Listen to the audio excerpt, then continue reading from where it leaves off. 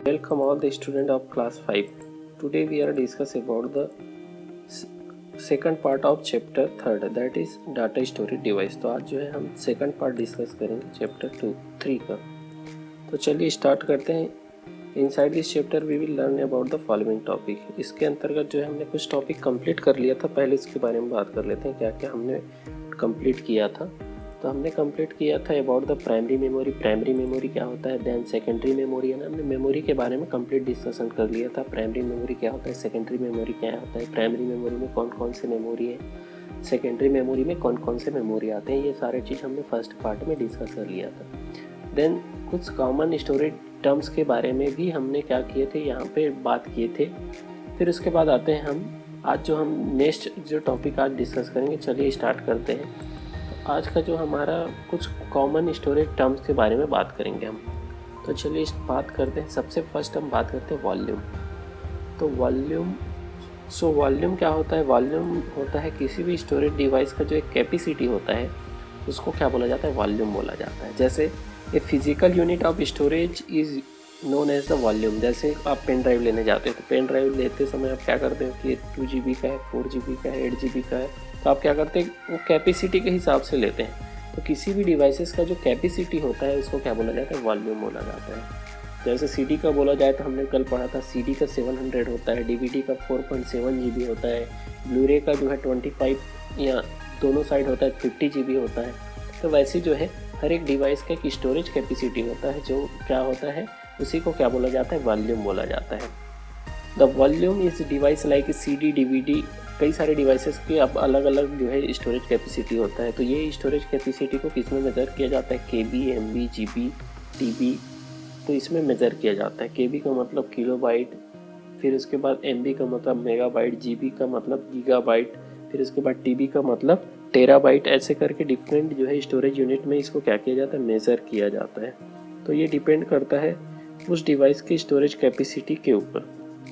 ठीक, तो इस तरह से हर एक डिवाइस की स्टोरेज अलग कैपेसिटी अलग अलग होता है, इसी को क्या बोला जाता है, वॉल्यूम बोला जाता है। Next, file.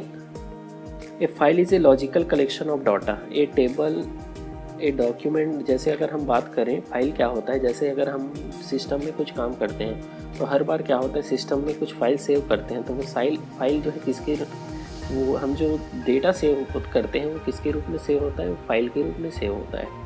तो ऐसे करके हमारे सिस्टम में कई सारे जो है फाइल क्रिएट होते जाते हैं और हर एक फाइल का एक क्या होता है, वॉल्यूम होता है, यानी वो कुछ ना कुछ स्पेस जो है स्टोरेज कैपेसिटी उसको कुछ ना कुछ लेता है। ठीक, तो जैसे अगर हम फ़ोटो सेंड करते हैं तो फ़ोटो भी KB, MB में होता है, तो वो उसका क्या कहलाएगा, वॉल्यूम कहलाएगा। और जो फ़ोटो जो है वो क्या है, फाइल है। The file can be given the name, हर एक फाइल का एक नेम होता है, विदाउट नेम का कोई भी फाइल नहीं हो सकता। द नेम रूल, और ये भी याद रखना है कि उसका नेम जो है क्या होना चाहिए कि सिस्टम के अकॉर्डिंग होना चाहिए, यानी आप एकदम ज़्यादा लंबा भी नहीं करना है, ना ही एकदम छोटा, तो आप रख सकते हैं लेकिन मैक्सिमम नेम उसका रेंज नहीं होना चाहिए। साथ ही साथ कई सारे रूल रेगुलेशन को फॉलो करके फाइल का नेम रखना पड़ता है। The computer operating system keep the track of file storing A volume by using directories and folder, यानी जो आप अगर किसी भी फाइल को कंप्यूटर में सेव करते हो तो वो क्या होता है, किसी पर्टिकुलर प्लेस में क्या होता है, स्टोर होता है, या फिर वो किसी डायरेक्टरी या फोल्डर में स्टोर होता है। तो देखते हैं फाइल, इसके अलावा जो है file are identify in the directory by name, size, data of creation and the, जैसे अगर आप सर्च करते हैं फाइल, आपको ने कोई फाइल क्रिएट किया तो आप फाइल को नेम के वाइज उसको सर्च कर सकते हैं, साइज के हिसाब से, डेट के हिसाब से। इस तरह से आप क्या कर सकते हैं, फाइल को सर्च किया जा सकता है। जैसे आपने देखा होगा कि ऑफिसेस में जैसे फाइल होते हैं जिसमें डिफरेंट डॉक्यूमेंट को क्या करके रखा रहता है, मर्ज करके रखे रहते हैं, तो वैसे सिस्टम में भी डिफरेंट काइंड ऑफ फाइल को सेव करके रखा जा सकता है। नेक्स्ट आते हैं फोल्डर।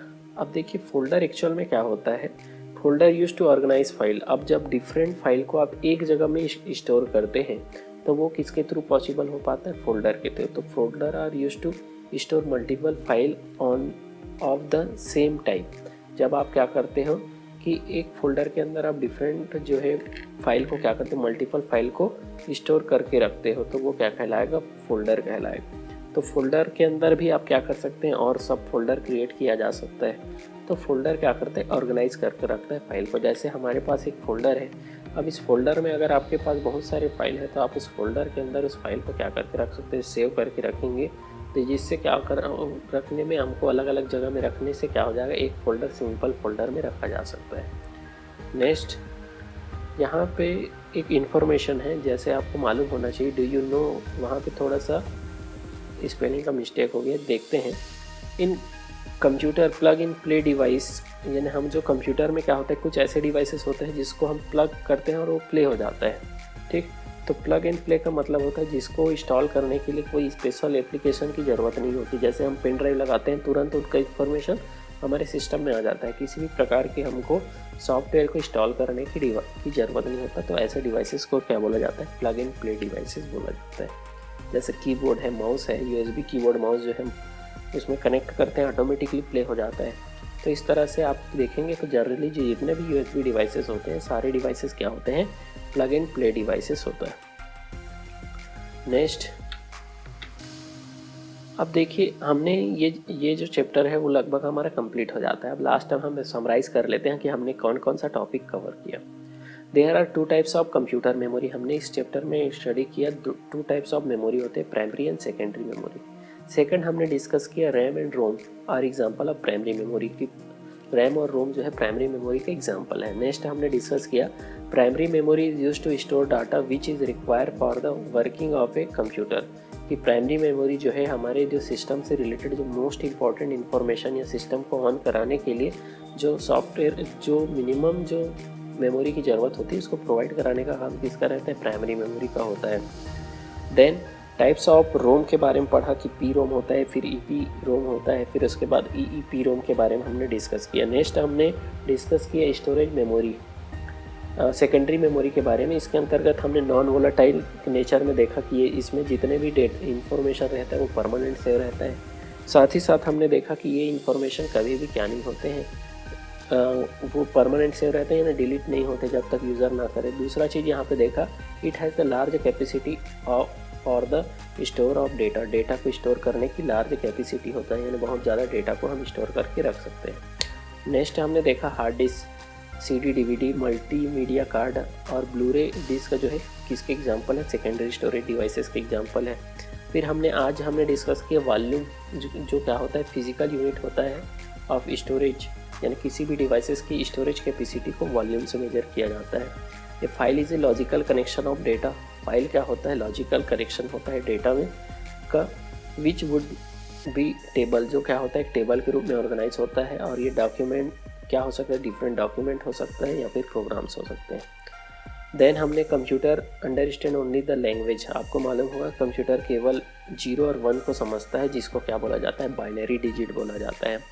फिर हमने स्टोरेज कैपेसिटी के बारे में जाना कि स्टोरेज कैपेसिटी जो है कंप्यूटर का जो है byte, kilobyte, megabyte, gigabyte and terabyte, petabyte और एक्साबाइट के रूप में डेटा को स्टोर किया जाता है। तो इस तरह से हमारा ये जो चैप्टर है वो कंप्लीट होता है। नेक्स्ट सेशन में हम लोग क्वेश्चन आंसर डिस्कस करेंगे। तो आज के लिए बस इतना ही, थैंक यू।